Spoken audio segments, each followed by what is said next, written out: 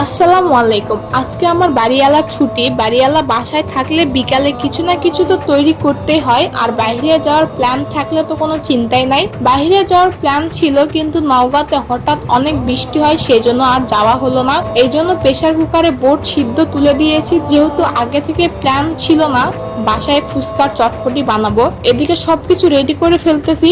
ফুচকার চটপটি অনেক খেতে মন চাইছে, কারণ আমাদের নওগাঁতে তাজের মোড়ের সামনে নতুন একটা ক্যাফে খুলছে, সেখানে চটপটি, হালিম, ফুচকা মোটামুটি সবকিছুই পাওয়া যায়। ওখানে যাওয়ার কথা ছিল, বাসায় তেঁতুলও ছিল না, সেজন্য লেবুর টক বানাই ফেলছি। লেবুর টকও খেতে অনেক মজা লাগে। এখানে চটপটির বোর্ড সিদ্ধ করে ফেলছি, আর ম্যাজিক মশলা আর আমার হাতের বানানো মশলাটা দিয়ে চটপটি তৈরি করলাম। চটপটির মশলা ছিল না, চটপটির মশলা দিলে আরো অনেক মজা হতো। তারপরে এখানে চেক করে দেখলাম, হ্যাঁ একদম সবকিছু ঠিকঠাক, চটপটিটা অনেক মজা হয়েছে চটপটির মশলা না দিয়েও। তারপর এখানে ফুচকা ভেজে নিয়েছি, রেডিমেড ফুচকা কিনাই ছিল, সেটাই ভেজে নিয়েছি। ফুচকা চটপটির সাথে ফুচকা না হলে তো হয় না। সবকিছু রেডি করার পরে আমি আর কোনো ভিডিও ক্লিপ নিতে পারি নাই, সেজন্য কিছু ছবি অ্যাড করে দিয়েছি।